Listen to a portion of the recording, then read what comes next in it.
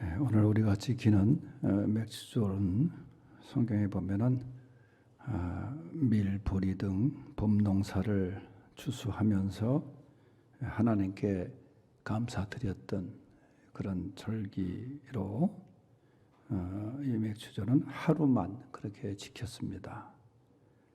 이 맥주절을 유월절 후에 50일째 된다 해서 오순절이란 명칭도 있고, 또 7주가 7번 지난다 해서 77절, 또 한 해의 첫 수확을 드린다 해서 초실절, 이런 명칭으로도 사용이 됐습니다. 오늘날 교회가 이 맥주절을 지키는 의미는 이 봄농사에 대한 감사의 의미와 함께 지난 반년 동안 하나님께서 지켜주신 사랑과 은혜를 기억하고 감사를 드리는 것에 있습니다. 가을에는 추수감사절이 있죠. 이렇게 감사절이 1년에 2번 우리가 지키는데, 사실 이런 절기를 정해서 우리가 그때 감사를 생각하고 하는 것도 귀하지만은, 이 감사라는 것은 항상 감사할 일이 있으면 항상, 그리고 또 즉시 감사를 드려야 되는 거예요. 왜냐하면은 그 감사를 놓치기가 쉬워요. 즉시 감사하지 않다 보면은 그 감사의 그 기회가 지나면 희미해지기도 하고, 또 그게 또 소멸되기도 하고 그래요. 그래서 시편 기자도 우리에게 항상 그 은혜를 잊지 말지어다 그런 거예요. 우리가 은혜 잊고도 잊고 사는 경우가 얼마나 많습니까? 그나마 우리가 이 감사절을 이렇게 정해서 드리는 게 또 얼마나 다행인지 몰라요. 그런데 감사는 말씀드린 대로 항상. 그래서 오늘 이 서신을 쓴 바울이 또 이 데살로니가 전서의 그 앞장에 가보면은 우리가 잘 아는 대로 범사에 감사하라. 그러니까 모든 일에 감사하라 그랬어요. 그리고 이어서 그 주신 말씀이 뭐냐? 이렇게 범사에 항상 감사하는 것이 너희를 향하신 하나님의 뜻이니라. 하나님의 뜻이라는 거예요. 우리를 향하신 하나님의 뜻이 뭐냐? 범사에 감사하라. 항상 감사하라. 좋은 일, 행복한 일, 기분 좋은 일 그렇게 있으면 감사하다 우리가 표현하죠. 그런데 사실 이 항상 범사라는 그 범주 속에는 가슴 아픈 일도 있습니다. 힘든 일도 있습니다. 그게 다 범사에 포함이 되지 않습니까? 옛날에 우리 집에 이 도둑이 들어온 적이 있었어요. 아무도 없었는데 저 풍납동의 연립주택에 살 때 갖고 갈 게 없었죠. 그런데 장롱째가 그 위에다가 카메라, 일본에 처음 갔다 오면서 선교지 교회에서 다녀오라 그래가지고 선교사 방문하러 갔다가 일본 카메라를 하나 선물 받은 게 있는데 그걸 싹 갖고 갔더라고요. 근데 얼마나 그게 아깝고, 그래서 신고를 할까 말까 하다 신고했는데 신고해도 소용없더라고. 지금까지 찾아주지 않았으니까. 그런데 그때도 생각해 보면은, 근데 사람 없을 때 들어온 거, 그게 감사한 일이야 보니까. 물건 훔치러 왔다가 여러분 사람 해치는 경우도 얼마나 많아요. 그러니까 그런 게 다 범사에 생각해 보면 감사할 일이에요. 오늘 3절 말씀해 보니까 형제들아 우리가 너희를 위하여 항상 하나님께 감사할지니 그랬어요. 항상 하나님께 감사하라. 그래서 오늘 바울이 데살로니가 교회에게 말씀하신 말씀 속에 항상 하나님께 감사하라 그랬어요. 또 첫째는 자라나는 믿음을 감사하라 그랬어요. 3절 말씀 다 같이 한번 다시 읽어보겠습니다. 시작. 형제들아 우리가 너희를 위하여 항상 하나님께 감사할지니 이것이 당연함은 너희의 믿음이 더욱 자라고 너희가 다 각기 서로 사랑함이 풍성함이니. 아멘.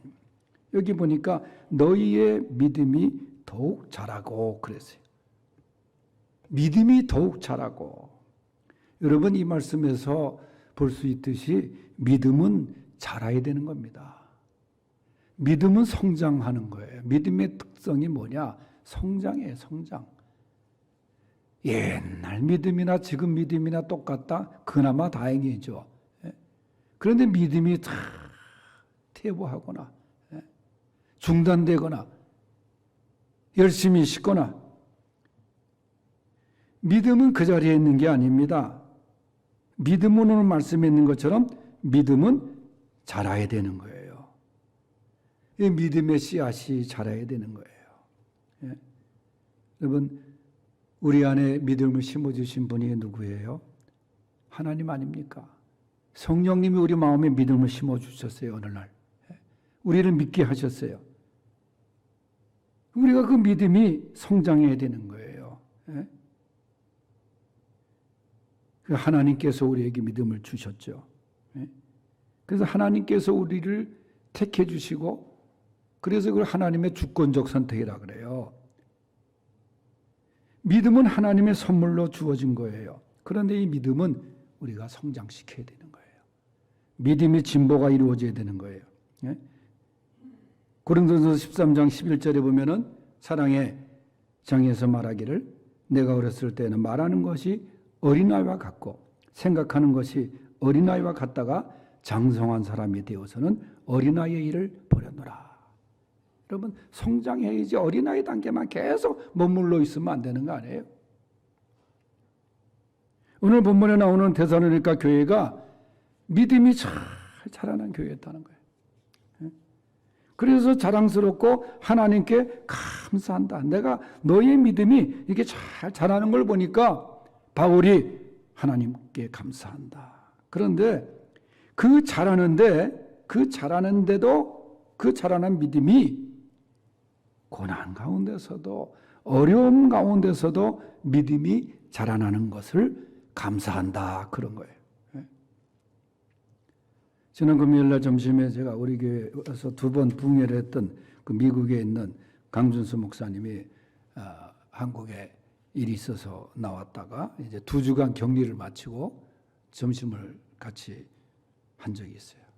내일 이제 바로 또 미국으로 가게 되는데, 그 이제 그 미국 교회 형편 얘기를 해요. 저한테 좀 만나서 부탁한 게, 자기네 교회 이 신천지가 들어와가지고 처음에 들어와서는 얼마나 친절한지, 신분을 안 밝히니까 신천지는 교회에 들어가서 정말 열심을 하고, 그다음에 이 사람이 뉴욕에서 왔다는데 그 노인 아파트에 사는 분들한테 가서 공짜로 비데를 다 설치해주고, 그러니까 거기에 관심을 끄는 거예요. 이제 그래가지고 서서히 교회 불만적인 거, 담임 목사 불만적인 거를 이제 교인들한테 서서히 얘기를 하는 거예요. 그래가지고 이 신천지가 들어와가지고 지금 교회가 좀 어려움을 겪고 있다. 그래서 우리 교회당 앞에 붙어 있는 그 포스터 있잖아요. 신천지 출입 금지, 방해죄 몇 조. 그걸 이제 우리 교회 와서 보고 왔는데 그것 좀 구해달라 그래가지고 제가 그걸 구해서 몇 장을 줬는데, 그렇게 교회가 개척하고 부흥되고 저도 가서 설교를 하고 그랬습니다마는 그 마귀의 세력이 들어가가지고 분열을 일으키는 거예요. 그 신천지 하는 일이 그거거든요. 그래서 교인들 분열시키고 빼내고 말이죠. 그러니까 그렇게 분란이 일어나고 어려움이 있고. 그래서 이제 그런 얘기 하다가 그 코로나 문제는 어떻게 지금 미국은 하고 있냐. 그런데 미국은 그 백신이 이제 계속 바이든이 되면서 이제 백신 공급이 잘 되고 있지만은 아직도 이제 거기도 똑같은 얘기예요. 이 코로나 회복 이후에 정말 성전 예배에 교인들이 오겠는가? 이제는 이게 습성화가 돼가지고 같은 동기 목사 한 사람 LA에 사는 목회 하는 그 친구 안부를 물었더니 거기는 교회가 미국 교회 빌려서 하는데 너무 어려우니까 교회를 폐쇄하고, 그 다음에 카톡으로만 지금 몇 사람 남은 사람 카톡으로 예배를 드리고 있대, 담임 목사. 그게 미국 얘기만 아닙니다, 지금. 이게 참, 이 믿음 생활 하기가, 말세에는 모이기를 폐하는 습관이 있다는 말씀이 맞는 거예요. 이 데살로니가 교회는 그 어려움 속에서도 그 믿음이 약해지는 것이 아니라 오히려 더 자랐다는 거예요. 믿음이 자랐다는 것은 살아 역사했다는 거 아니에요. 핍박과 시련이 올 때에 좌절하지 않고 불평하지 않고 오히려 이 모리아를 진주로 만들 수 있다고 하는 이 고난을 통해서 더 정금 같은 믿음으로 나갈 수 있다는 그 믿음으로 하나님을 더 의지하고 간구하며 소망을 가지는 그 믿음. 여러분, 욥이라는 사람이 그 어려운 고난을 다 겪고 난 다음에 그의 고백이 뭡니까? 나의 가는 길을 오직 그가 아시나니 그가 나를 단련하신 후에는 내가 정금같이 나오리라. 욥의 시련 고통 속에서 사실 하나님을 바라보려고 해도 참 눈앞에 보이질 않았어요. 그러나 그는 하나님이 자신과 함께 하신다는 믿음만큼을 놓지 않았어요. 믿음을 잃어버리지 않았어요. 욥기 마지막에 보면 하나님의 축복을 배나 더 받았다고 말씀합니다. 하나님의 축복은 거저 주는 것이 아닙니다. 이 어려울 때 하나님을 더욱 의지하고 하나님께 나아갈 때 그 믿음이 바로 살아있는 믿음이 되는 거예요. 우리에게 이런 믿음을 주신 하나님께 감사하시기를 바랍니다. 두 번째는 풍성한 사랑을 감사하십시오. 방금 읽은 3절 마지막에 보면 너희가 다 각기 서로 사랑함이 풍성하며, 사랑의 풍성함, 데살로니가 교회였습니다. 사랑의 빈곤이 아니에요. 풍성한 사랑, 넘치는 사랑.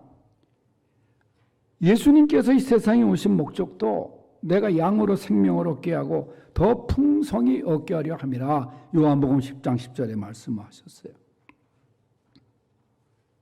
우리는 풍성한 사랑, 그 사랑을 받은 사람들입니다. 은혜가 풍성하신 하나님, 사랑이 풍성하신 하나님, 빈약한 게 아니에요. 다윗도 이러한 풍성한 하나님의 사랑을 경험하고 은혜를 경험하고 고백한 게 뭡니까? 시편 23편 5절에 말하기를 주께서 내 머리에 기름을 바르셨으니 나의 잔이 넘치나이다. 하나님은 넘치는 풍성함으로 우리를 채워주시는 분이에요. 이 풍성한 사랑, 풍성한 은혜를 경험하는 우리 성도들 될 수 있길 바랍니다. 그리고 풍성한 사랑을 우리가 넘치도록 나눌 수 있는 우리 교회 또 성도들이 되시기를 바랍니다. 세 번째는 하나님 나라에 합당한 자로 여기심을 감사해야 됩니다. 본문 5절을 다 같이 한번 읽어보겠어요. 시작. 이는 하나님의 공의로운 심판의 패요 너희로 하여금 하나님의 나라에 합당한 자로 여김을 받게 하려 함이니 그 나라를 위하여 너희가 또한 고난을 받느니라. 아멘. 이 데살로니가 교회가 이 4절에도 보면은 굉장히 박해와 환난이 많았습니다. 이 초대교회가 다 그러지 않았어요. 정말 믿음을 포기하고 싶을 정도로 극심한 고난이 많았어요. 그런데 4절 말씀에 보면은 그 고난과 그 환난 속에서도 너희의 인내와 믿음으로 견뎠다는 거예요. 그래서 내가 자랑스럽다는 거예요. 바울의 이야기가 그 인내와 믿음으로 그 고난을 견뎌 나가는 너희들의 그 모습을 보면서 너무 내가 자랑스럽고 감사했다. 그러면서 말하기를 하나님의 나라에 합당한 자가 되기 위함이라 그런 말씀하세요. 이 사도 바울의 고난의 해석입니다. 네? 사실은 고난을 좋아할 사람이 누가 있겠어요? 할 수만 있으면 이 고난을 피하고 싶은 것이 사람의 마음이에요. 지금 뭐 그렇게 제가 부탁하는 사람이 없지만은 한동안 제가 군대 강연도 하고 이제 군대 많은 아는 사람들이 있어서 보면 이 군대 가는 사람들이 찾아와서 한 얘기가 뭐냐면 우리 아들 좀 편한데 좀 보내달라고. 왜냐하면 편한데 할 수만 있으면 편한데 그런 얘기를 해요. 그러면 편하지 않는 데는 다 남의 집 아들이 가야 되는데. 근데 이렇게 그건 사람 심리가 그래. 다 편하고 싶은 거예요. 편하고. 그런데 여러분 믿음 생활이라는 것이 편한 길로만 가는 게 아니에요. 그건 우리의 경험을 통해서 알잖아요. 사도 바울은 말이죠. 처음서부터 이 사울에서 바울로 시작할 때 너는 이방인을 위한 나의 택한 그릇이라. 아나니아에게 이제 눈이 멀어서 안수를 받을 때 들려주신 음성이 그겁니다. 그리고 이어서 들려주신 게 뭐예요? 네가 나를 위하여, 그러니까 이 복음을 위해서, 주님을 위해서 얼마나 고난을 받아야 할 것인가를 내가 너에게 보이리라. 그런 말씀하세요. 그래서 상당히 이게 참 굉장히 무거운 말입니다. 그러니까 네가 이제 이 길을 걷는데 얼마나 많은 고난을 받아야 할 것을 네가 보면서 갈 것이다. 그 말이 아니겠어요? 이 말대로 바울은 고난의 길을 걷습니다. 돌에 맞아서 이거 죽었다 하고서 성 밖으로 던져버렸어요. 죽을 정도로 돌 맞고 그 다음에 사람들이 갚버리자 그때 옷을 털고 일어나서 말합니다. 복음을 위해서, 하늘나라를 위해서 내가 이 고생을, 그리고 그 길을 가지 않습니까? 고린도후서 1장에서는 바울이 그런 고백을 해요. 내가 살 소망까지 끊어질 정도로 내가 엄청난 고난을 당했다. 죽었다는 거예요. 또. 그러니까 이런 수없는 숱한 고난을 당하면서 바울이 이런 권면을 합니다. 여러분, 우리가 이러한 바울이 당한 고난은 우리가 당하지 않지만 믿음 생활이라는 것이 정말 꽃이 만발한 화원으로만 걷는 게 아니잖아요. 가시밭길도 있고 말이죠. 눈물의 길도 있고. 그런데 그것이 오늘 말씀해 보면은 하나님 나라에 합당한 자가 걸어야 될 길이다. 그렇게 말씀하는 거예요. 그러면서 우리에게 이 고난을 인내와 믿음으로 이겨야 하느니라. 고난에 무너지는 것이 아니라, 고난에 굴복하는 것이 아니라 인내와 믿음으로 그 길을 걸어가는 것이다. 일제강점기 때 신사참배 거부로 옥에 갇혔던 안희숙이라는 여성이 있었습니다. 나중에 이분이 해방이 되고 해방 직전에 사형 선고가 이제 그게 무효화가 되면서 이제 사형을 안 받고 그 옥중에서 그 많은 그 순교자들을 이제 목격을 하게 되죠. 뭐 주기철 목사님도 거기서 같은 감옥에도 있었고. 그래서 이 사람이 나중에는 이제 미국으로 건너가서 이제 목사님 사모님이 되고 이민 목회를 유학생들을 이제 돌보고 이제 하늘나라 이분도 가셨습니다만 그 옥중에서 여성으로서 엄청난 그 고문을 받고 말이죠. 그게 뭐 믿음 때문에 신사참배 거부하고 여성의 몸으로 얼마나 그 고난이 심했는지 나중에 사형 판결까지 받지 않아요. 이때 이분이 드린 그 찬송 시가 바로 그겁니다. 좁은 이 길 진리의 길 주님 가신 그의 길 힘이 들고 어려워도 찬송하며 갑니다. 성령이여 그 음성을 항상 들려주소서. 내 마음은 정했어요. 변치 말게 하소서. 이 내일 일은 난 몰라요. 장래일도 몰라요. 아버지요, 아버지요, 주신 소명 이루소서. 이 찬송의 시를 그때 드린 거예요. 이 찬송을 우리 같이 부르고 설교를 마무리합니다. 2절만 하겠습니다.